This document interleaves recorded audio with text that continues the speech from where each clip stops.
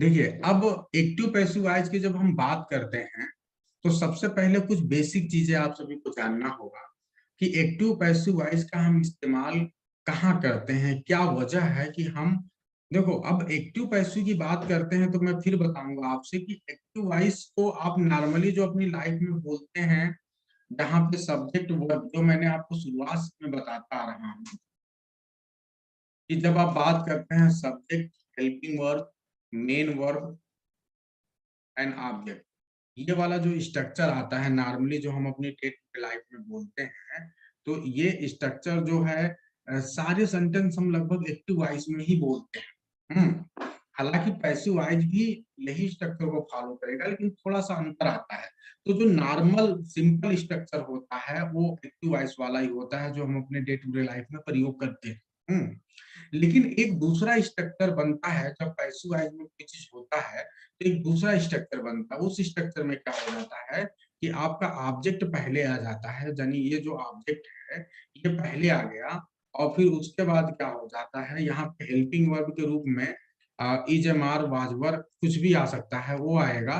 फिर उसके बाद से वर्ब की थर्ड फॉर्म आती है, और फिर बाई लगता है, और फिर ये वाला जो सब्जेक्ट है वो आ जाता है। तो मतलब हुआ क्या कि जो वास्तव में काम कर रहा था, फिर से ध्यान दीजिए, जो पहला वाला टाइप है एक्टिव वॉइस वहां होता है जहां पे आपका जो कर्ता होता है, यानी जो काम करने वाला होता है, वो आगे होता है। लेकिन जब पैसिव वॉइस के स्ट्रक्चर की बात करेंगे तो वहां पे क्या होगा कि जो आपका ऑब्जेक्ट है, यानी जिस पे काम किया जा रहा है, वो आगे आ जाएगा, और जो काम कर रहा था वो पीछे चला जाएगा।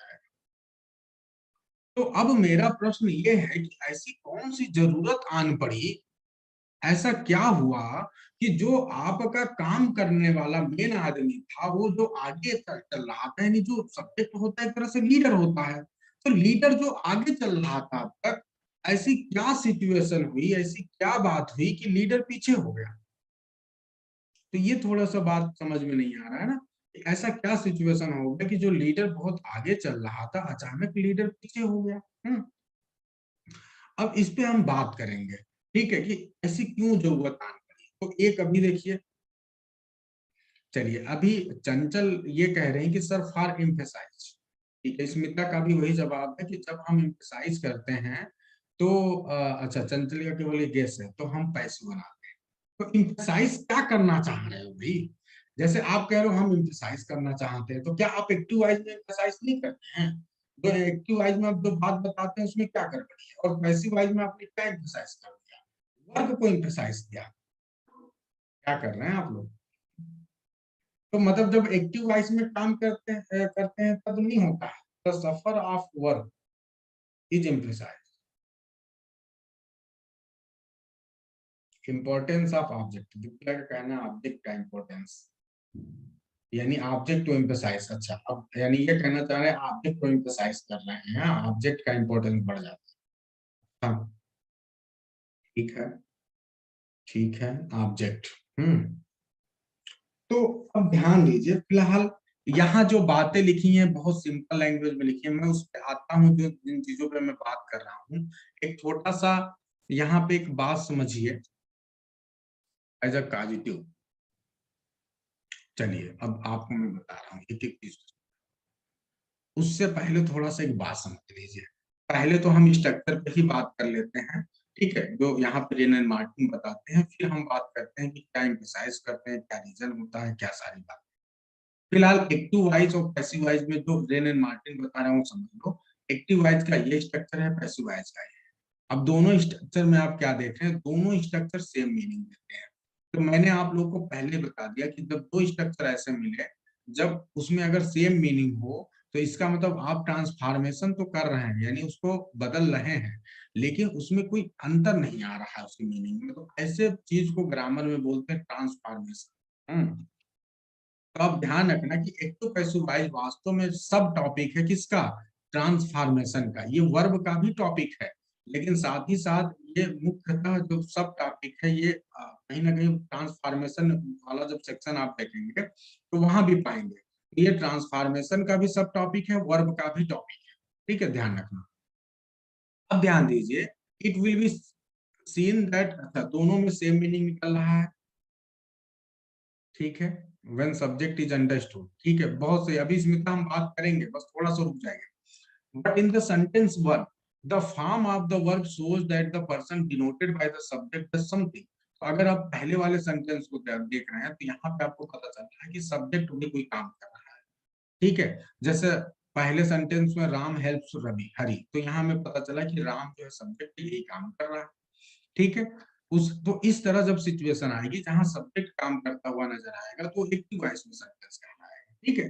सेंटेंस 2 को जब आप देखते हैं, हरी इज हेल्प बाय रामा, तो यहाँ क्या हो रहा है कि जो फॉर्म ऑफ द वर्ब है ये शो करता है कि something is done to the person denoted by subject. यानी यहाँ पे क्या हो रहा है कि यहाँ पे समथिंग इज डन, यानी जो पर्सन है उसको कोई चीज किया जा रहा है, ठीक है।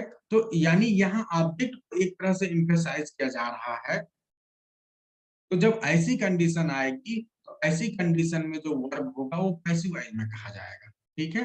तो इसकी डेफिनेशन यहाँ पे जो लिखा हुआ वो देख लीजिए। अब दोनों डेफिनेशन कहीं ना कहीं लिख दिया गया है कि a verb in the active voice, a verb is in the active voice when it is, when its form shows that the person or thing denoted by the subject does something।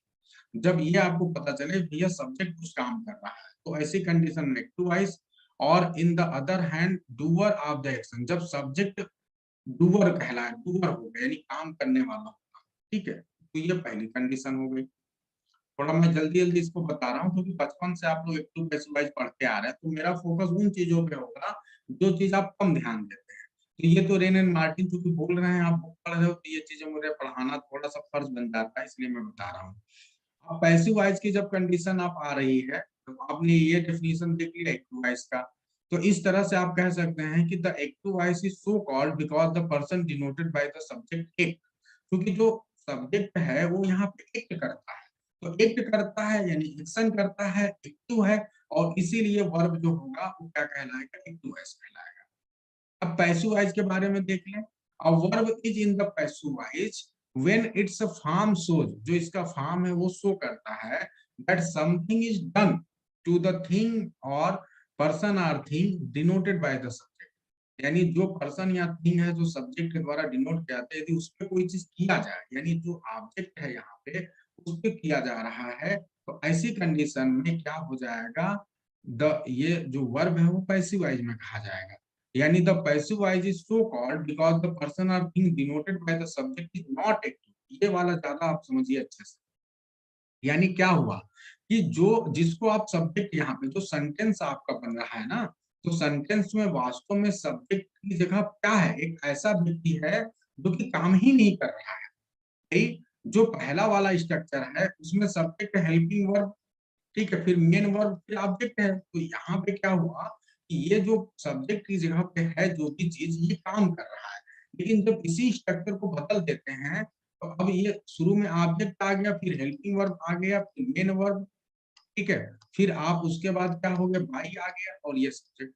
यानी ये अब ये आप थोड़ी देर के लिए समझिए कि सब्जेक्ट के स्थान पे यहाँ पे तो ऑब्जेक्ट पड़ा हुआ है और ये कोई काम ही नहीं कर रहा है। ये क्या है, ये इनएक्टिव है। और जब ये एक्टिव नहीं है, इनएक्टिव है, नॉन एक्टिव है, तो इसका मतलब आप क्या कहोगे, ये पैसिव है। तो यही वजह है कि ये पैसिव वॉइस में कहा जाता है।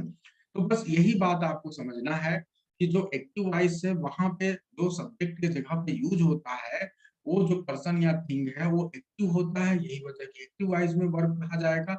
और दूसरे वाले सेंटेंस में जो सब्जेक्ट की जगह पे होता है, ठीक है, वो चूंकि एक्टिव नहीं होता है, पैसिव होता है, इसीलिए वो पूरा सेंटेंस या जो वर्ब है उसका वो पैसिव वॉइस में कहा जाता है। बस इतनी बात ध्यान देना है।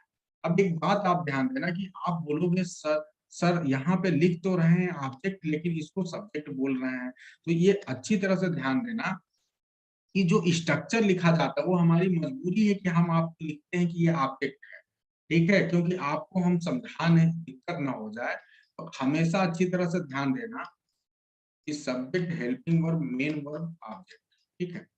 एक्चुअली जब आप इस स्ट्रक्चर को चेंज करते हैं तो चेंज करने के बाद जब ये ऑब्जेक्ट यहाँ पे आ गया और फिर उसके बाद हेल्पिंग वर्ब आ गया, तो अगर आप ग्रामर के स्ट्रक्चर की बात करेंगे तो चाहे ये ऑब्जेक्ट यहाँ पे आया है लेकिन ये आया तो सब्जेक्ट के ही स्थान पे है, तो ध्यान देना कि ये वास्तव में देखा जाए तो ये पैसिव वॉइस का इस समय सब्जेक्ट है, ये एक्टिव वॉइस का तो ऑब्जेक्ट है, लेकिन ये पैसिव वॉइस का सब्जेक्ट है। ये बात अपने दिमाग में रखना है।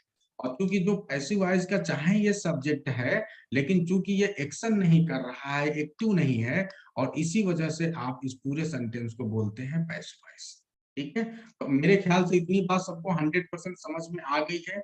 सेंटेंस का स्ट्रक्चर एक्टिव वॉइस में कैसे होगा, पैसिव वॉइस में कैसे होगा, और क्या कंडीशन है, रेन एंड मार्टिन क्या बता रहे हैं, इतनी बात सबको समझ में आ गई। ठीक है, अब ये आपके सामने कुछ एग्जांपल्स हैं।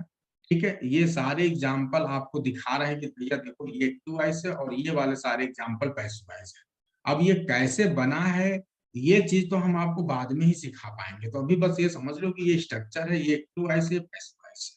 ठीक है, अब जाके आपको बात करेंगे, ये रेन एंड मार्टिन में जितनी भी चीजें चीजें थी वो हमने देख लिया। ठीक है, अब हम आपसे बात करेंगे कि कैसे बनाना है, कैसे किसी सेंटेंस को एक्टिव वॉइस से पैसिव वॉइस में बनाना है। लेकिन ये कैसे बनाना है, ये सीखने से पहले हमें एक कॉन्सेप्ट को बहुत अच्छे से क्लियर कर लेना है कि भैया एक्टिव वॉइस से पैसिव वॉइस में बनाने की जरूरत क्यों मान पड़ी। ठीक है, यस बिल्कुल हेमलता, आज नया टॉपिक स्टार्ट किए हैं, आप ही लोग के लिए स्टार्ट किए हैं कि एकदम नए से आप पढ़ो। तो क्या आप अभी अभी ज्वाइन कर रही हो क्या? क्लास एकदम टाइमली ज्वाइन करना, अगर लेट करोगी तो फिर दिक्कत होगा। ठीक है, आज हम पैसिव वॉइस पढ़ रहे हैं, एक्टिव एंड पैसिव वॉइस। ठीक है, अब ध्यान दीजिए, एक मैं पेज नया ले रहा हूं आपको समझाने के। तो आप लोग मुझे जल्दी जल्दी बताएंगे कि क्या कॉन्सेप्ट है इसके पीछे, क्या जरूरत पड़ गई कि हम पैसिव वॉइस को यूज करें। तो स्मिता ने, कुछ लोगों ने बताया था, तो अब हम कॉन्सेप्ट की बात करें। तो ये बहुत जरूरी है जानना आप सभी को, कॉन्सेप्ट की क्या जरूरत पड़ी कि हम एक्टिव से पैसिव में बनाएं, जब उसी बात को हम सीधे सीधे एक्टिव वॉइस में बोल सकते हैं। अगर हम कह रहे हैं कि Ravi plays match, Ravi plays cricket, तो क्या जरूरत है कि हम बोले कि cricket is played by Ravi, जब एकदम सिंपल सिंपल हम बोल दे रहे हैं कि रवि प्लेज क्रिकेट। तो अब स्मिता बोल रही है कि cell phone is switch off, यहाँ पे क्या है, सब्जेक्ट इज नॉट इम्पोर्टेंट। ठीक है, culprit has been hanged sometimes when subject is understood we make best। ठीक है, तो यहाँ पे स्मिता दो बातें रख रही हैं। अब एक एक बात हम ध्यान देते हैं। इन्होंने एक बात रखा कि जब जो है सब्जेक्ट इंपॉर्टेंट ना हो। ठीक है, और दूसरी कंडीशन, जब सब्जेक्ट आपका अंडरस्टूड।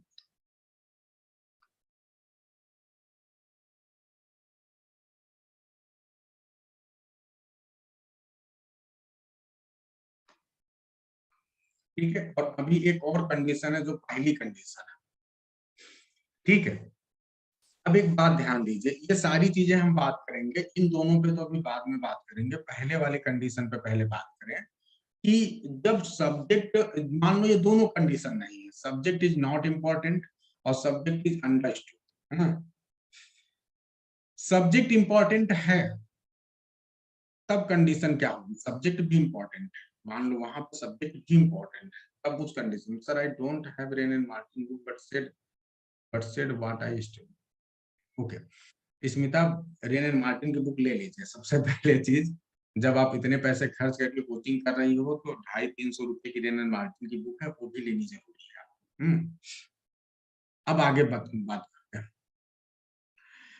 सबसे पहली कंडीशन ये है कि जो सब्जेक्ट है ना, आप जैसे आप लोगों ने शुरुआत में ही बोला था कि object is given emphasise, object is given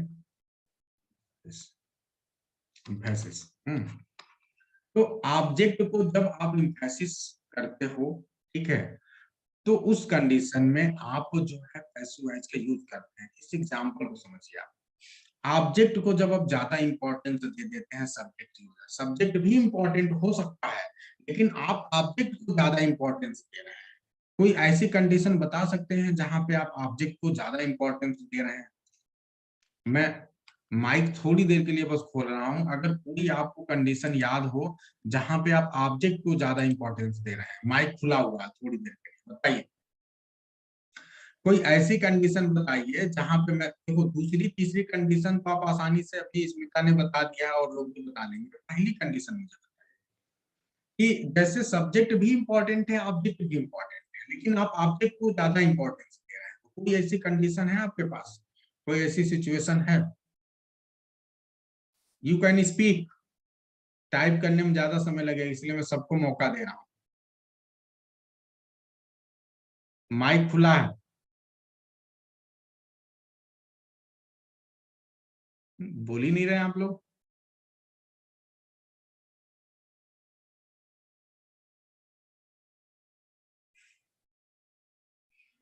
you can speak. Object को इम्फेसिस आप कर रहे हैं, ऐसा कोई सिचुएशन, ऐसी कोई कंडीशन आपको समझ में आ रही है? एग्जाम्पल से तो समझ में नहीं आया। सर जब इंडेफिनिट प्रोनाउन होगा तब ऐसा होगा क्या? नहीं, इंडेफिनिट वाला तो दूसरा केस है, अभी हम उस पर बात कर रहे हैं। और कंडीशन कि सर आखिर ये हो जैसे, सकता है, माय नेम इज रवि। ये कहाँ से, ये तो पैसिव वॉइस भी इसका नहीं बन पाएगा। अच्छा देखो, इसीलिए ना एक्टिव पैसिव वॉइस पढ़ने से पहले एक बात और बोला जाता है, हमेशा ध्यान रखिएगा कि जो आपका पैसिव वॉइस बनेगा ना, हमेशा जो उसमें वर्ब होगा वो फाइनाइट वर्ब। एक बात हमेशा ध्यान रखिएगा कि वर्ब जो होगा वो फाइनाइट वर्ब होगा, तभी बनेगा, अदरवाइज पैसिव वॉइस बनाना मुश्किल। चलिए अब एक बात करते हैं। मैं आपसे सिर्फ एक सिचुएशन की बात कर रहा था। वो सिचुएशन जब सेंटेंस लिखा रहता है तो वो सिचुएशन आपको समझना पड़ता है। कैसे? जैसे सपोज करिए कि अगर एक टुनटुन है, टुनटुन को एक मोबाइल की जरूरत है। टुनटुन एक मोबाइल खरीदने की बहुत इच्छा है। तो टुनटुन का बर्थडे आने वाला है, तो टुनटुन के पिताजी ने कहा कि भाई तुम एक काम करो, मोबाइल खरीदने की तुम्हारी बहुत इच्छा थी, तो तुम सोच लो कि तुम्हें कौन सी मोबाइल लेनी है। अब क्या हुआ कि टुनटुन को मोबाइल खरीदना है, तो यानी टुनटुन सब्जेक्ट है, मोबाइल क्या हो गया? ऑब्जेक्ट है। मैं क्लियर? सभी को अभी तक इतनी बात क्लियर हो रही कि नहीं? टुनटुन सब्जेक्ट है और मोबाइल ऑब्जेक्ट है, क्योंकि टुनटुन मोबाइल खरीदेगा। ठीक है। अब ध्यान दीजिए, जब टुनटुन मोबाइल खरीदने की प्रक्रिया में चल रहा है, तो टुनटुन बहुत से लोगों से पूछ रहा है कि भैया कौन सी मोबाइल खरीदना है। तो अब वो क्या किया, दुकान पे पहले गया, 10 मोबाइल वो खुद देख के आ गया। 10 मोबाइल देखा, लेकिन अब वो डिसाइड नहीं कर पा रहा है किस वाले। लेकिन फाइनली जो है उसको 3-4 मोबाइल पे आ गया।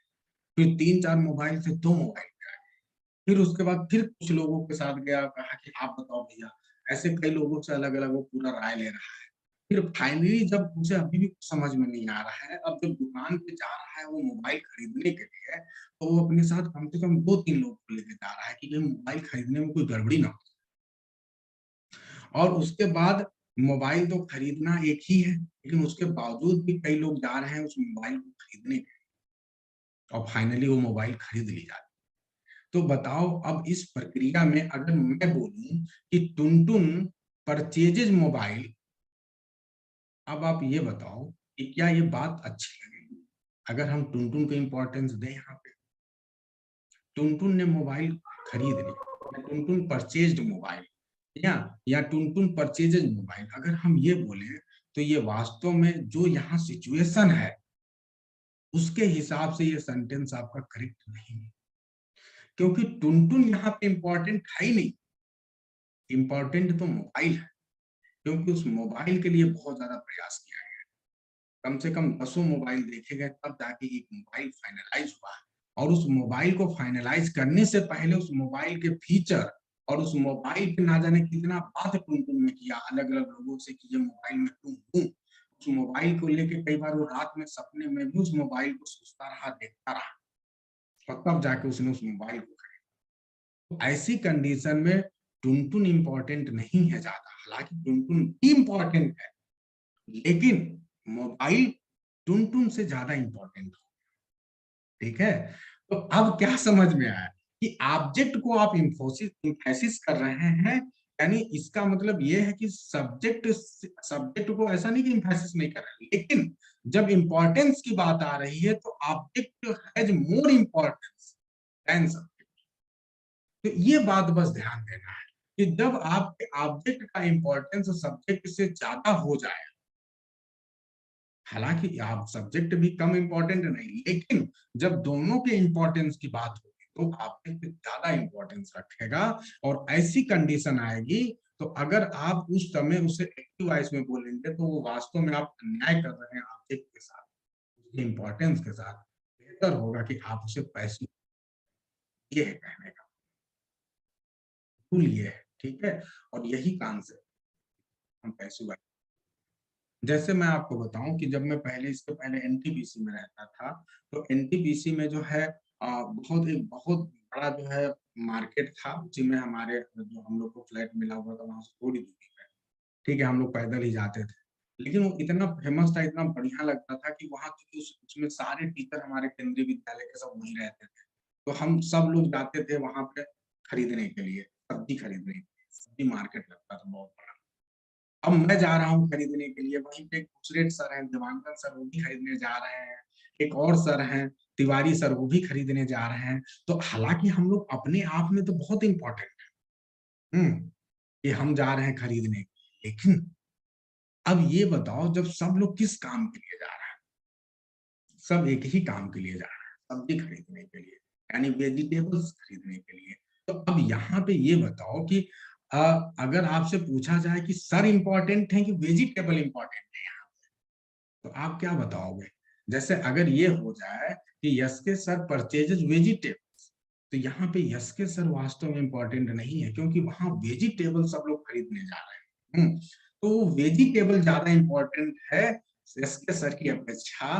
तो अब यहाँ भी यदि आप सेंटेंस को बोलोगे तो ये पैसिव वॉइस में बोलना होगा कि वेजिटेबल्स आर परचेज, परचेज्ड, या वेजिटेबल्स आर बीइंग परचेज्ड है। तो मेरे ख्याल से अब आप लोग को सारी एक कॉन्सेप्ट समझ में आ गया होगा। Am I clear? ठीक है, जो कॉन्सेप्ट पहला वाला हमने लिखा कि object is more important than subject, ये कंडीशन है, ठीक है। दूसरी कंडीशन क्या होती है कि सब्जेक्ट इज नॉट इंपॉर्टेंट। ऐसा होता है ना कि जो सब्जेक्ट होता है वो इंपॉर्टेंट नहीं होता है, यानी इनडेफिनिट सब्जेक्ट होता है। Action itself is more important knowing या हु और व्हाट कॉजेज इट। चलिए, तो अब ध्यान दीजिए कि जो पहला वाला जो दूसरा कंडीशन है, ये आप तीसरे कंडीशन की बात भी नहीं तक कर रहे हैं, हम दूसरे कंडीशन पर भी आ रहे हैं। तो जो दूसरा कंडीशन है जहां पर सब्जेक्ट इंपॉर्टेंट नहीं होता है, कैसे? जैसे हमने कहा कि आपकी पेन गायब हो गई है, तो अब आपकी पेन गायब हो गई है, तो आपको पता नहीं किसने इसको चुराया है, लेकिन आपसे पूछा गया आपका पेन कहाँ है, तो आपने कहा somebody has stolen my pen। मेरी बात को बहुत ध्यान से सुनना, somebody has stolen my pen, किसी ने मेरे पेन को चुरा लिया है। तो अब ये बताओ किसी का कोई मतलब है? हमें पता ही नहीं कि सब्जेक्ट कौन है, ठीक है। तो जब सब्जेक्ट आपका क्या हो, इंपॉर्टेंट ना हो, बल्कि इसकी बजाय आप ये बोलें कि जब सब्जेक्ट आपका अननोन हो, सब्जेक्ट क्या हो जी, अननोन हो। तो जब आपका सब्जेक्ट अननोन हो, पता ही ना चले कि ये कौन है, somebody has stolen my pen, तो भैया somebody कौन है हमें पता ही नहीं है। तो जब पता ही नहीं है तो उसका नाम लेने की क्या जरूरत है? आप एक शब्द एक्स्ट्रा यूज कर रहे हैं ना, कोई मतलब नहीं है। तो बेहतर होगा कि आप जो इंपॉर्टेंस इस समय उसका है, वो जो ऑब्जेक्ट है, सब्जेक्ट तो पता ही नहीं चल रहा है, तो आप ऑब्जेक्ट इंपॉर्टेंट हो गया, तो बेहतर होगा कि आप ये बोलो कि my pen is stolen by somebody, की जरूरत नहीं है। तो ये ध्यान देना। तो जब आपका सब्जेक्ट अननोन हो तो वैसी कंडीशन में भी हम पैसिव वॉइस का यूज करते हैं, ठीक है।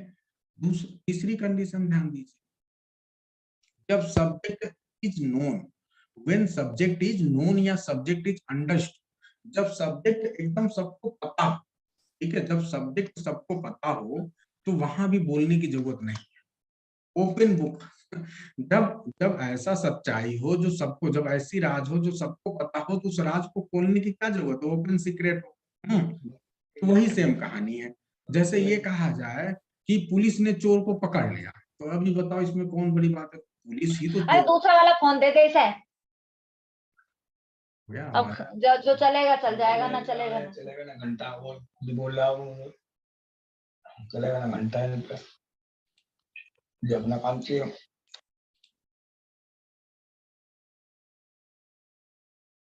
चलिए, तो मेरी आवाज जा रही है सभी को, मैं ऑडिबल?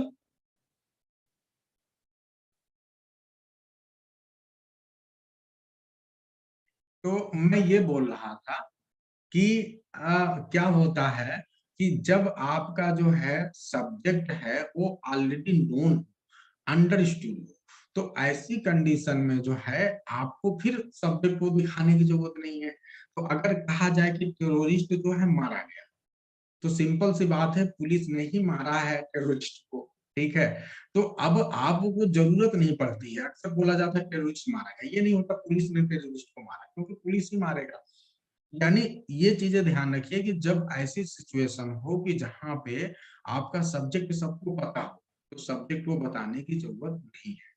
ऐसी भी कंडीशन में आप एस वाइज बनाए, ठीक है। यानी ऑब्जेक्ट ज्यादा इंपॉर्टेंट है, सब्जेक्ट इंपॉर्टेंट यहाँ है ही। तो मेरे ख्याल से अब आप लोग को बात समझ में आ गई होगी। तीन कंडीशन हमने देखा, और तीन कंडीशन में पहली कंडीशन में सब्जेक्ट जो आपका लेस इंपॉर्टेंट है इन कंपैरिजन टू ऑब्जेक्ट। दूसरी कंडीशन में क्या हुआ, सब्जेक्ट अननोन है, और तीसरी कंडीशन में सब्जेक्ट नोन है।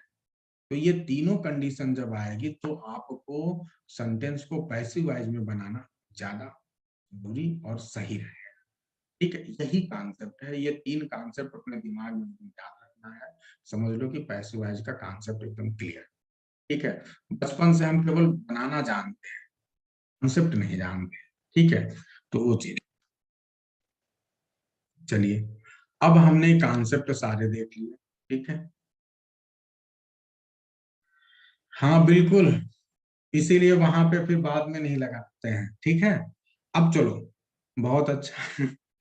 अब हम आपको कुछ टेक्निक बताएंगे, ठीक है, कि कैसे आप जो है किसी एक्टिव वॉइस को पैसिव वॉइस में बनाइए। उसके भी मैंने कुछ ऐसे टेक्निक बना रखे हैं कि उस टेक्निक से आपको टेंस, जैसे अक्सर हम लोग जब बचपन में पढ़ते थे, तो जो मेरे भी गुरुजी थे उन्होंने जब पढ़ाया तो उन्होंने मुझे बकायदा टेंस वाइज पढ़ाया था। पहले पहले प्रेजेंट इंडेफिनिट को कैसे हम बदलेंगे पैसिव में, प्रेजेंट कंटिन्यूअस को, प्रेजेंट परफेक्ट को, हमको ऐसे टेंस पढ़ते पढ़ते, यानी उस समय हम लोग को ये लगता था कि अगर हमको टेंस नहीं आता तो हमको एक्टिव पैसिव नहीं आएगा।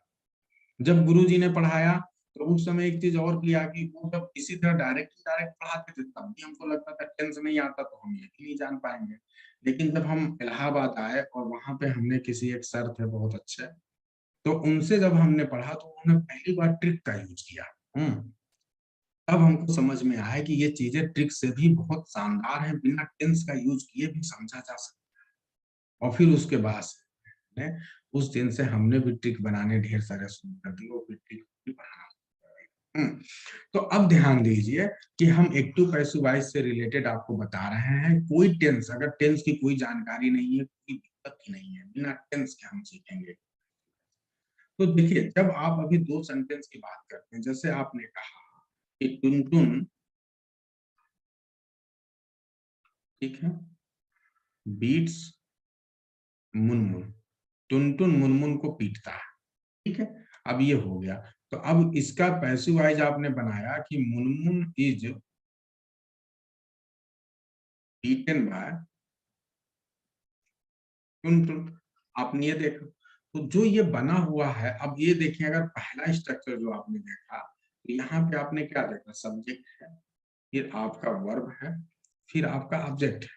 लेकिन जब दूसरे स्ट्रक्चर पे आप आ गए, तो दूसरे स्ट्रक्चर में आपने क्या देखा जी, यहाँ पे जो सब्जेक्ट, जो ऑब्जेक्ट था मुनमुन, वो आ गया यहाँ पे शुरुआत में सब्जेक्ट की जगह पे, और उसके बाद क्या हो गया, जो सब्जेक्ट था वो चला गया ऑब्जेक्ट की जगह पे। आपने ये देखा, तो यानी, सॉरी, इसको मैं ऐसे बना दूं, यानी सब्जेक्ट हो गया ऑब्जेक्ट की जगह पे, ऑब्जेक्ट हो गया सब्जेक्ट की जगह पे, ये हो गया, ठीक है। और फिर उसके बाद क्या आ गया, जो वर्ब की फॉर्म थी, जो बीट था, वो क्या हो गया जी, अब वर्ब की थर्ड फॉर्म हो गई। तो ये हमने देखा। तो अगर आप जो जनरल कॉमन रूल है, जो जनरल रूल की हम बात करें, अपनी कॉपी में जनरल रूल या कॉमन रूल आप लिख सकते हैं। जो रूल सब जगह लगना ही है, वो रूल क्या है कि जो आपका सब्जेक्ट है वो बन जाएगा ऑब्जेक्ट, ऑब्जेक्ट आ जाएगा सब्जेक्ट की जगह। ये तो कॉमन रूल हो गया, यानी सब्जेक्ट ऑब्जेक्ट, ऑब्जेक्ट सब्जेक्ट। अब जब आप सब्जेक्ट को ऑब्जेक्ट की जगह ले जाएंगे तो वहां पे वो अपने से पहले क्या लेगा जी, पाई लेगा। एक तो ये हो गया, और दूसरी बात, वर्ब की चाहे जो फॉर्म हो वो किस फॉर्म में बदल जाएगी, थर्ड फॉर्म में बदल जाएगी। इतना सबको एकदम क्लियरली दिखाई दे रहा है जी। कॉमन जनरल रूल सबको दिखाई दे रहा है जो मैंने लिखा है। कॉमन जनरल रूल में आपने क्या देखा कि चाहे दुनिया का जो भी सेंटेंस हो वो सब्जेक्ट है तो ऑब्जेक्ट की जगह चला जाएगा और अपने से पहले बाई लेगा, ऑब्जेक्ट सब्जेक्ट की जगह चला आया। और जो आपका वर्ब की चाहे जो फॉर्म हो, कौन सी फॉर्म हो गई जी, थर्ड फॉर्म हो गई। तो ये हमने एक बेसिक चीज देखा। क्लियर है मेरी बात। अब इसमें एक चीज बच गया, ये जितना भी हमने देखा इसमें एक चीज बच गया है और आप सभी को पता होगा वो कौन सी चीज बच गई है। वो क्या बच गई है जो इसमें नहीं है। तो जब आप स्ट्रक्चर पढ़ते हैं तो सब्जेक्ट और हेल्पिंग वर्ब आता है, तो यानी इस पूरे स्ट्रक्चर में हेल्पिंग वर्ब नहीं है। तो अब हमको क्या करना है, हेल्पिंग वर्ब को छोड़ के सारा चीज वैसे के वैसा रहेगा, बस हमें हेल्पिंग वर्ब पे अब काम करना है कि भैया कौन सी सिचुएशन में कौन सा हेल्पिंग वर्ब लगाना है, बाकी जगहों पे तो कोई दिक्कत ही नहीं है। तो अब जो हम कॉन्सेप्ट पढ़ेंगे वो हेल्पिंग वर्ब से रिलेटेड पढ़ेंगे कि कहाँ पे कौन सा हेल्पिंग वर्ब लगाएं, बस वही सीखना है, बाकी सब कुछ इसमें। फिर मैंने कहा देखो नंदिनी आप गड़बड़ा, मैंने कहा टेंस यूज ही नहीं करना है तो आप टेंस क्यों यूज कर रही हो। टेंस की तो कहानी हमने खत्म कर दी। तो अब ध्यान दो कैसे आप हेल्पिंग वर्ब चेंज करोगे। ध्यान दो, आपने क्या किया कि आप एक कुछ चीजों का ध्यान देंगे, एक कुछ हम फैमिली आप बता रहे हैं, कुछ फैमिली का इस्तेमाल करेंगे हम लोग और उस फैमिली के अपने अपने तरीके हैं उसको समझ। सबसे पहला क्या है कि जब आपको क्या दिखेगा, यहाँ पे डू दिख जाए, क्या दिख जाए, डू दिख जाए या डज दिख जाए, डू डज में से कोई भी दिख जाए, ऐसी कंडीशन में आपको इधर हेल्पिंग वर्ब लगाना है क्या जी, इट एम। तो अगर आपका जो पहला वाला सेंटेंस है एक्टिव वॉइस में यदि उसमें डू या डज दिख जाए, ठीक है, तो वहां पे क्या आपको करना है, इज एम। अच्छा एक चीज और ध्यान देना, टू डज के अलावा और भी क्या दिख सकता है, यदि वर्ब की फर्स्ट फॉर्म दी जाए या वर्ब की फर्स्ट फॉर्म में यस या यस लगा हुआ दिख जाए, किसी भी कंडीशन में आपको क्या लगाना है जी, इजमार लगाना है। तो ये समझ में आया। तो ये पहली जो है हमने देखा कि इधर ये कंडीशन आएगी तो इजमार जाएगा। अब दूसरी कंडीशन देखते हैं, अगर आपको क्या दिखा जी, डिड दिखा, ये ध्यान दीजिए, ये आपका पहला। दूसरे वाले में क्या हुआ, अगर आपने देखा क्या देखा, डिड देखा, तो डिड यदि आपने देखा तो आपको क्या करना पड़ेगा जी, वाच। तो या तो आप डिड देख लो या फिर आप वर्ब की सेकेंड फॉर्म। अगर इसमें से आपने कुछ देख लिया तो आपको क्या करना पड़ेगा, वाज वर्ब। मैं क्लियर, अपनी कॉपी पे नोट करते हुए चलिए। तीसरी कंडीशन देखिए, अगर आपको यहाँ पे क्या दिख गया, is am are was verb, अगर इनमें से कोई दिख जाए आपको क्या करना है, इधर आ जाना है और आपको इसके साथ क्या लगा देना है, बीइंग लगा देना है। ठीक है, तो ये कंडीशन है। चौथी कंडीशन क्या होगी, अब एक और कंडीशन देखते हैं, ये आपने ये देख लिया, ये देख। अब एक चौथी कंडीशन ध्यान दीजिए, इस वाले कंडीशन में क्या होगा कि आपको अगर हैज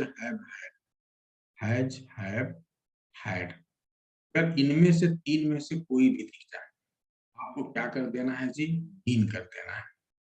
लेकिन एक बात और ध्यान, एक बात और महत्व, सिर्फ इन तीनों में से नहीं, अगर अगर आपको ऐसी कंडीशन दिखे कि यहाँ पे कोई भी एक हेल्पिंग वर्ब और उसके बाद यदि हैव आ जाए, यानी ऐसे सेंटेंस जहां पे दो हेल्पिंग वर्ब हो, ठीक है, और दो हेल्पिंग वर्ब में जो दूसरा वाला हेल्पिंग वर्ब हो हैव, तो भी उस कंडीशन में क्या होगा, भी नहीं। ये बहुत इंपॉर्टेंट बात है। इसके एग्जाम्पल क्या हो सकते हैं, जैसे मैं कहूं आपसे शैल हैव, ठीक है, या मैं बोलूं विल हैव, या मैं बोलूं कैन हैव, ठीक है, ये जितने भी प्रकार के ऐसे हेल्पिंग वर्ब वाले समूह आएंगे, ठीक है, जिसमें लास्ट में हैव आ गया, तो वैसी कंडीशन में आपको फिर बीन लगाना है। ठीक है, तो ये ध्यान देना, क्योंकि शैल और विल के रूल अलग है, यहीं पे गड़बड़ हो जाता है। कुड कुड ये सब जितने भी हैं, इन सब के साथ यदि हैव आ गया अब तो बीन लगाना है, और अगर ये अकेले आएंगे तो रूल कुछ और है। इतनी बात सभी को 100% आ चुकी है कि नहीं, जितना अभी तक मैंने 4 ट्रिक बताया सबको समझ में आ गया है ये ट्रिक। अब इन चारों के अलावा, अगर इन चारों के अलावा कोई भी आ जाए, अतिरिक्त कंडीशन की मैं बात कर रहा हूं, अगर इन चारों के अलावा अदर में कोई भी आ जाए, कुछ मत करिए, बस बी लगा दिए। कौन कौन सी चीजें ध्यान दीजिए, कैन हैव, कुड हैव, सब कोई दिक्कत नहीं है। ताकि आप कहोगे सर कैन हैव नहीं होता, फिलहाल उससे छोड़ दीजिए, उस पर हमारा डिस्कशन नहीं है। सिर्फ हमारा ये मतलब है कि अगर कभी भी कोई भी ऐसे 2 हेल्पिंग वर्ब आ रहे हैं जो मिल के काम कर रहे हैं, उसमें अगर हैव लास्ट वाले में आ रहा है तो फिर बीन लगाना है। अब ध्यान दीजिए, इसके अलावा जितने भी आपके आएंगे हेल्पिंग वर्ब, वो सारे बी की कैटेगरी में जाएंगे। कौन से? जैसे आप मॉडल्स को जानते हैं, मॉडल्स, ठीक है, जैसे will, shall, can, could, may, might, could, ये जितने भी आएंगे। फिर गड़बड़ कर रही है नंदिनी, क्या कर रही हैं? मस्ट हैव के साथ बी नहीं लगेगा, पहले भी बता चुका हूं। मस्ट हैव के साथ अगर हैव आ गया तो फिर बी कैसे लगेगा? हैव फैमिली का यदि कोई सदस्य हो गया तो बी का प्रयोग करना ही नहीं है, ठीक है। तो अब ध्यान दीजिए, अब जब मॉडल्स की हम बात कर रहे हैं, बहुत इंपॉर्टेंट बात है ये समझना, मॉडल्स यानी अदर में क्या क्या आएंगे। तो एक तो पहले समझ लो जो मेन मेन है उनकी हम बात कर रहे हैं, कोई बात नहीं नंदन। तो एक तो हो गया मॉडल्स, दूसरे नंबर पे क्या हो गया? इन्फिनिटिव। इन्फिनिटिव समझते हैं, ठीक है, इन्फिनिटिव हो गया। इन्फिनिटिव में जैसे to be, to plus verb की फर्स्ट फॉर्म आया, तो वहां पर भी हमें बी का प्रयोग करना होगा, ठीक है। तो अब ऐसे और बहुत सी चीजें आएंगी जो आपको एक्स्ट्रा जो भी दिख जाए, फिर वहां पे आप सीधे बी लगा प्लस कहानी। तो इतनी बात मेरे ख्याल से सभी को समझ में आ गई होगी। सब लोग अपनी कॉपी में ऐसे नंबरिंग डाल देना, first, second, third, fourth, fifth, ताकि मैं आपसे बोलूं कि किस नंबर का है, तो आप फिर तुरंत समझ जाओ और मुझे बता सको, ठीक है। मैं भी एक छोटा सा स्क्रीनशॉट ले लूं।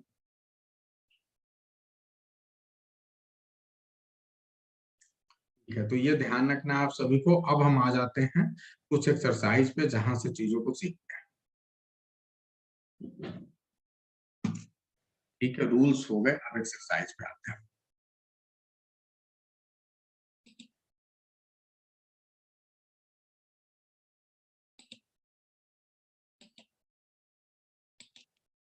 तो हमने बेसिक रूल देख लिए, अब बाकी हम बाद में रूल देखते रहेंगे, और आगे भी कुछ रूल्स हैं, कुछ एक्सरसाइज करते हैं। एक्सरसाइज 39 पे आ जाते हैं। तो सबसे पहला एक्सरसाइज आपका 39 है, ये क्या बोल रहा है देखते हैं। ये एक्सरसाइज 39 बोल रहा है कि exercise in okay grammar 39, the cat killed the mouse. आपको इन सब में करना क्या है, name the verbs in the following sentence and tell whether they are in active और पैसिव वॉइस। ये बहुत आसान काम है, मुझे लगता है इसमें कोई टाइम ही बर्बाद नहीं करना चाहिए। आपको सेंटेंस देखना है, अगर वो एक्टिव वॉइस में है तो बोलिए एक्टिव वॉइस में है, अगर वो पैसिव वॉइस में है तो पैसिव वॉइस में बोलिए। ये छोड़ देते हैं, ये बच्चों वाला है, इसमें कोई दिक्कत नहीं है, ठीक है। अब ये क्या बोल रहा है, turn the following sentences from active to passive voice, ठीक है, ये अच्छा है। ये जो आपको जितने भी एग्जाम्पल दिखाए जा रहे हैं, ठीक है, इसमें आप एक्टिव से पैसिव वाइज आपको करना है। तो ये हमारे पूरे रूल का इस्तेमाल हुआ जो हमने अभी सीखा है। लेकिन उससे पहले हम ये चाह रहे हैं, क्योंकि आज अब कल की क्लास में इसको कराएंगे, उससे पहले हम ये चाह रहे हैं कि आज आप लोग को हम कोई एक छोटा सा सेंटेंस ले लें और उस पर हम चाह रहे हैं कि आप लोग बना, ठीक है। तो आपको बनाना है और उसे प्रैक्टिस करना है, ठीक है। एक छोटा सा हम एग्जांपल आपको बस बता दे रहे हैं, उसी तरह से आपको करना है। मैं अभी माइक खोल दूंगा, और प्लीज आप लोगों से रिक्वेस्ट है कि आपको बताना है, लेकिन अगर बैकग्राउंड में आपके यहाँ शोर हो रहा होगा तो अपने माइक को आप लोग ऑफ कर लीजिएगा, जिसके यहाँ भी शोर हो रहा होगा। बाकी लोग जिनके यहाँ बैकग्राउंड में कोई शोर नहीं है वही बोलेगा। अब ध्यान देना, जैसे एक सेंटेंस में ले रहा हूँ, इसी पे हमको काम करना है। जैसे हमने अभी एक सेंटेंस लिया था कि टुनटुन, ठीक है, अब टुनटुन बीट्स,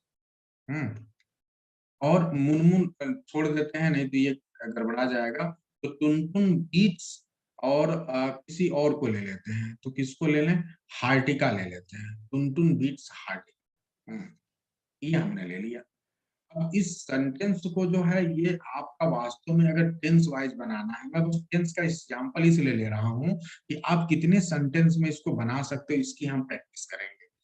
अगर हमने ये देखा कि टुनटुन बीट्स हार्टिका, तो ये आपका प्रेजेंट इंडेफिनिट है, तो हम पहले बनाते हैं। तो इसका क्या बनेगा जी, हार्टिका इज, एक मिनट मैं दूसरा एक पेज ले लेता हूं,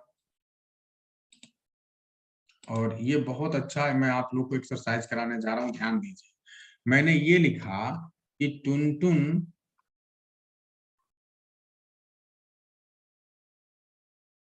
बीट्स हार्टिका, ठीक है। तो अब आप इसको क्या बनाओगे, Hartika is being Hartika is, अब क्या हो जाएगा, beaten, Hartika is beaten by Tuntun. ये कैसे बना आप सभी को एकदम 100% पता है कि हमने क्या किया, ये सब्जेक्ट है आपका, ये ऑब्जेक्ट है, तो हमने क्या किया, इस ऑब्जेक्ट को हम सब्जेक्ट की जगह ले गए, तो हार्टिका यहाँ आ गई, और हमने सब्जेक्ट को ऑब्जेक्ट की जगह हम लेके आए, तो यहाँ पे उसके पहले बाई लगा दी, तो बाई टुनटुन हो गया। वर्ब की चाहे जो फॉर्म थी हमने उसको थर्ड फॉर्म में बदल दिया। और अब ये बताओ बीट्स किस रूल नंबर में आता है, जल्दी से बताओ, बीट्स रूल नंबर 1 में आ रहा है। वहां पे आपने क्या देखा, जब वर्ब की फर्स्ट फॉर्म में यस या यस लगा होता है तो आपको इज एम आर में से कोई एक लगा देना है, ठीक है, एकदम क्लियर है। पहले मैं रैंडमली आपसे पूछ रहा हूं, अगर मैं यही बोलूं कि टुनटुन, ध्यान देना, आप देखता हूं कितने लोग बनाते हैं, अगर मैं कहूं कि टुनटुन बीट आर्टिका, इसको आप क्या बनाओगे, कितने लोग बना सकते हैं, जल्दी से बनाएंगे। इसको क्या करेंगे, मैं माइक अब ऑन कर रहा हूं, लेकिन जिसके बैकग्राउंड में आवाज होगा वो नहीं बोलेगा, माइक ऑन। तो अब इसको आप क्या बनाएंगे, Hartika was beaten by Tuntun. Sir, Okay. according rule number 2, we use was were. Yes. Participle past tense. Asa Hartika was was beaten by. बहुत अच्छा। तो रूल नंबर 2 आपने क्या किया कि Tuntun was beaten by Hartika, sorry Hartika was beaten by. एक second के लिए बस रुक जाइए, तो मैं जल्दी से इसको एकदम उसी सिस्टम में करता हूँ। ये है सब्जेक्ट, ये है ऑब्जेक्ट। अब हमने क्या किया, इसको इंटरचेंज किया, यहाँ आपका आ गया ऑब्जेक्ट और यहाँ पे आपका आ गया सब्जेक्ट। इसके पहले हमने बाई लगा दिया, यानी टुनटुन से पहले बाई लग गया।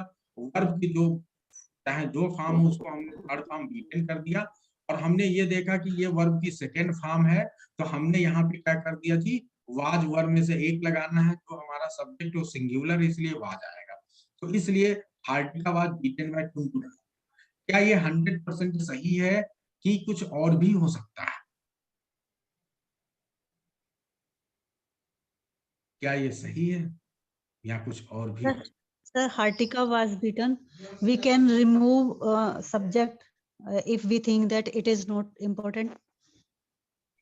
नहीं, हटाने की जरूरत नहीं, यहाँ तो दोनों इंपॉर्टेंट है। आप ऐसे मत समझिए कि कोई इंपॉर्टेंट, देखो लेस इंपॉर्टेंट हो सकता है, लेकिन जब आप हटाने की बात करोगे तो वहां दो ही कंडीशन होगी। या तो आपका जो सब्जेक्ट होगा वो आपका अननोन टाइप का हो, समबडी, एवरीबडी, इस तरह का हो, या तो फिर ऐसा सब्जेक्ट हो जिसको सब जानते हो। ऐसे कंडीशन में हटाना ठीक नहीं है, आप आधी जानकारी दोगे।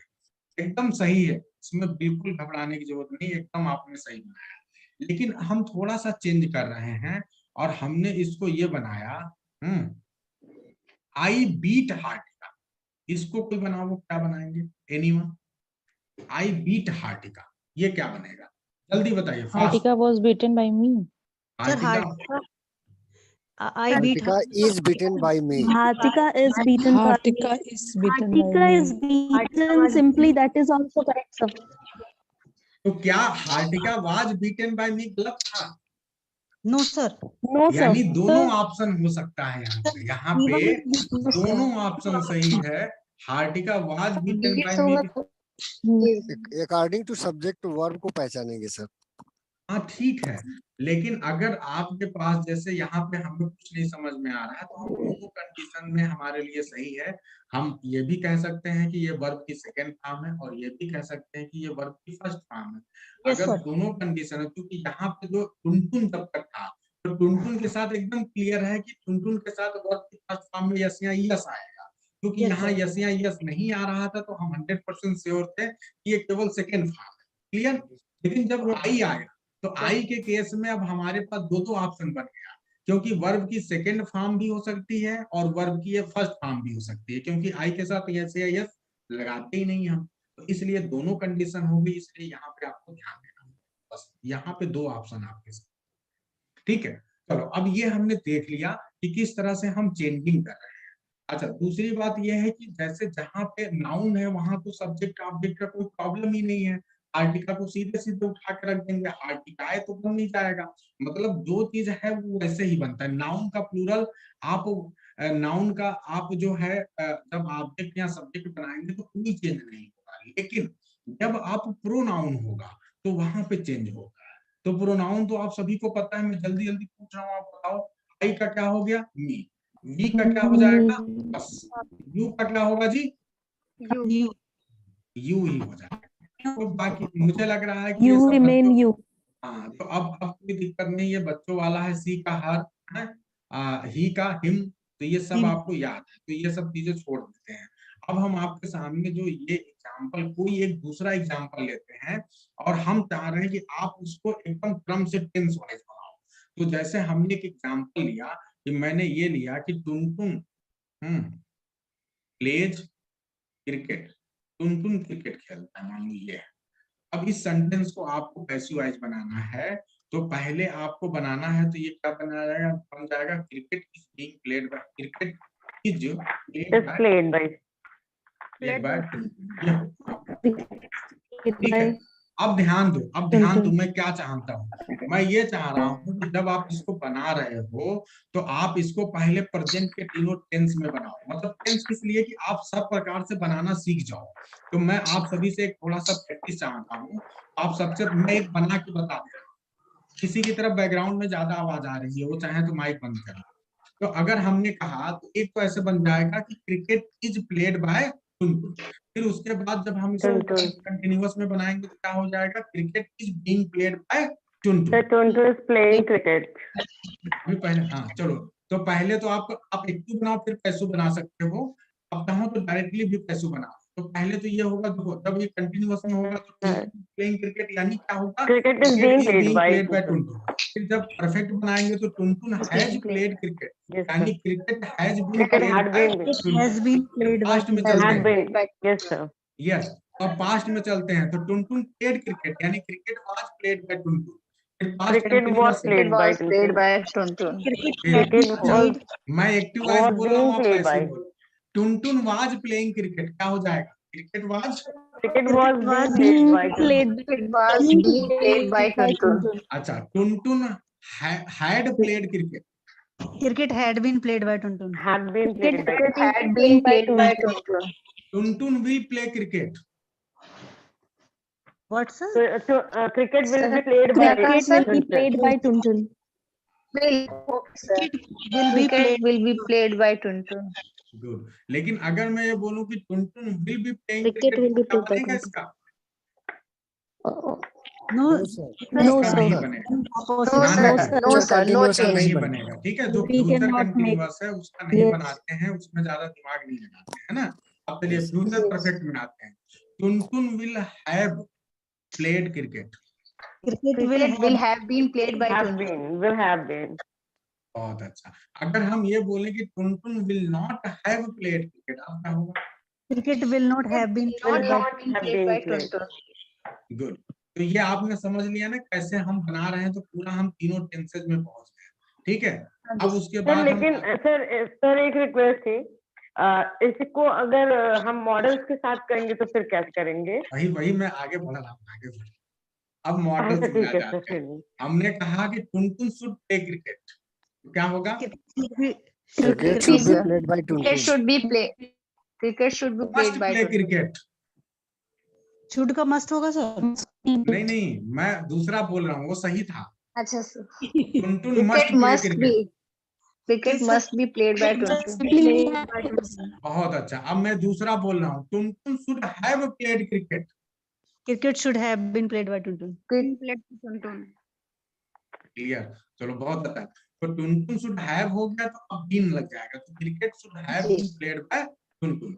Tuntun. अब आगे ध्यान दो, Tuntun is to play cricket, Tuntun is to play cricket. Cricket is to be played by Tuntun. अरे वाह, बहुत अच्छा, ठीक है। Tuntun was to play cricket.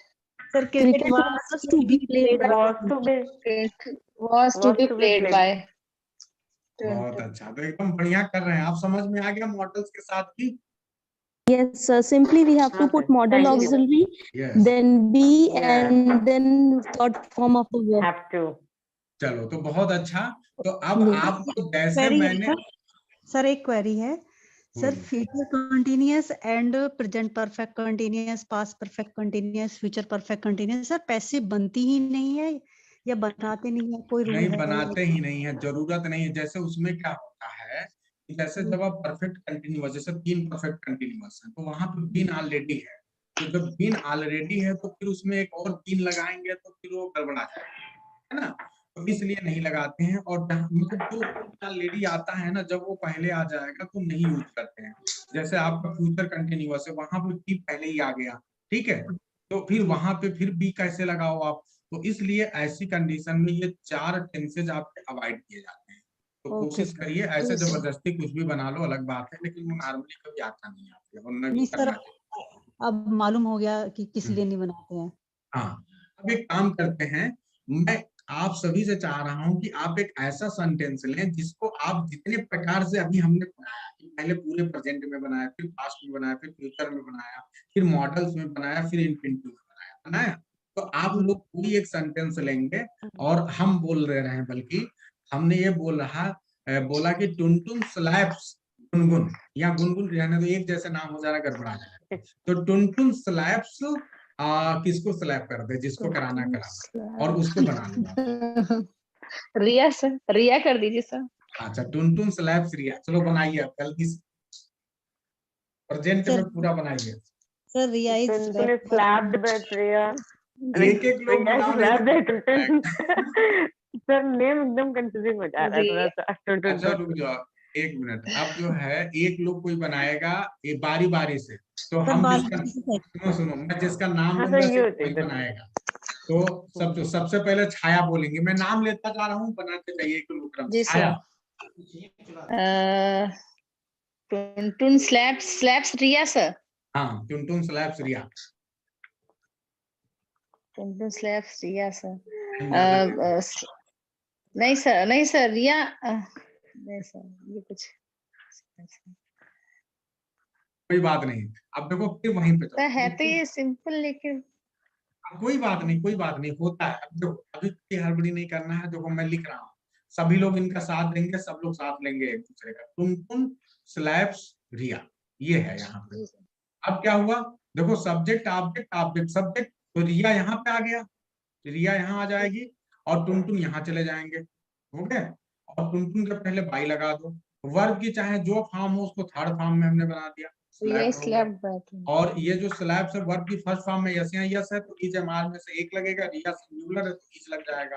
अब पढ़ के बताइए क्या है, रिया इज स्लैप्ड बाय, स्लैप बैठ टुनटुन। समझ में आया छाया कि नहीं, ये बताओ पहले।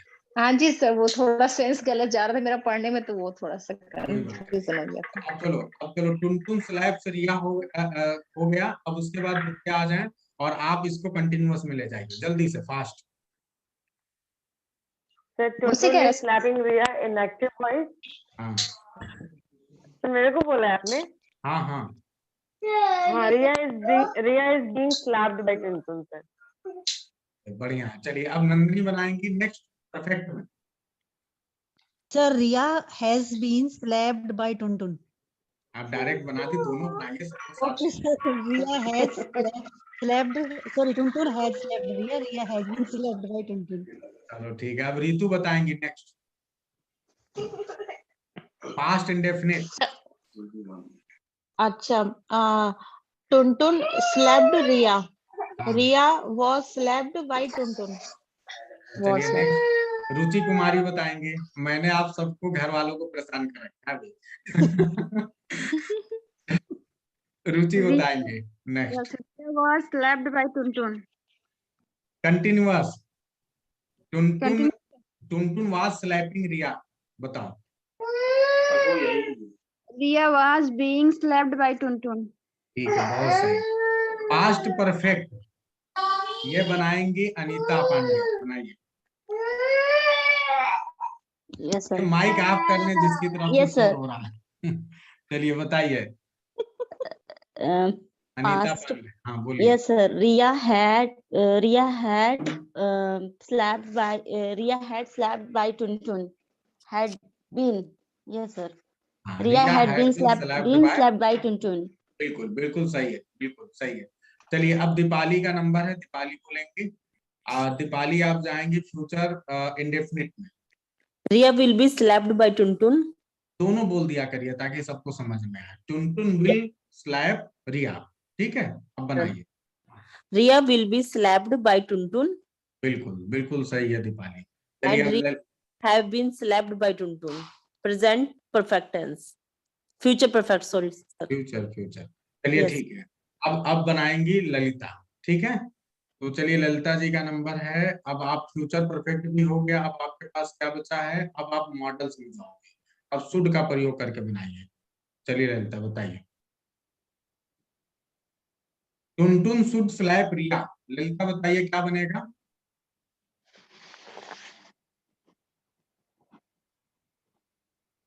टुनटुन शुड स्लैप रिया। जल्दी जल्दी फास्ट।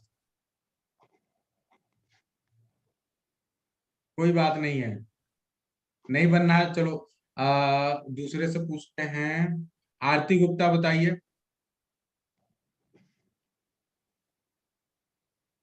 अंजू साक्य बताइए। जल्दी जल्दी, बस एक दो और सेंटेंस लेंगे फिर क्लास एंड करेंगे। अंजू नहीं सुनाई दे रहा है। आरती कोई नहीं बोल रहा। गुलाब जी बोलिए आप। मेल लोग के नंबर ही नहीं है। गुलाब जी बोलिए। जिसके यहाँ Sir, Aarti, sir, Ria Ria should be slapped by Tuntun. एकदम सही है, एकदम सही है। कहाँ Sir, चली Ria गई? should be slapped by Tuntun. एकदम सही है, एकदम सही है। चलो हेमलता जी बनाएंगे क्या कला आप। अगर मैं ये बोलूं कि टुनटुन शुड हैव स्लैप्ड रिया, क्या बनेगा हेमलता जी। Tuntun have been slapped. Tuntun should have. Sorry, हाँ बोलिए। Ria should have been हाँ slapped by Tuntun. बिल्कुल, बहुत सही बना रही हैं आप, तो एकदम सही है ना भाई। चलिए अब कमलेश पांडे जी बनाएंगे। ये शुड हैव हो गया। ठीक है, अब मैं एक दूसरा सेंटेंस बोल रहा हूँ कि Tuntun is to be slapped by, sorry Tuntun is to, ये तो गड़बड़ हो गया। Tuntun is to slap Riya, ये बनाए। Ria is to be slapped by Tuntun. बिल्कुल। तो अब आप लोग मेरे देखिए, अब हमने फॉर्म पे पूरा बना लिया है। ठीक है, तो अब कोई दिक्कत नहीं है। मैंने एक पूरी प्रैक्टिस आप लोगों को करा दी है। उम्मीद है कि सबको बहुत बढ़िया से समझ में आ गया होगा। आज की क्लास हम यहीं पे एंड करते हैं और कल की क्लास में आप लोग अपने मन से कोई भी एक सेंटेंस लेके पूरा बना के अपने कॉपी में लिख लीजिएगा। ऐसे ही पूरे सारे टेंसेस में सारे टाइप हैं, ताकि आपको सर पूरे। प्लीज कल भी इसी तरह पूछिएगा। आज मेरे से मिस्टेक जो हो गई वो चला गया मेरा। कोई बात नहीं है, आप लोग अच्छा प्रयास कर रहे हैं। तो आज की क्लास यहीं एंड करते हैं। Good night to everyone. Good night, sir. Good night, sir. Thank you all. Thank you.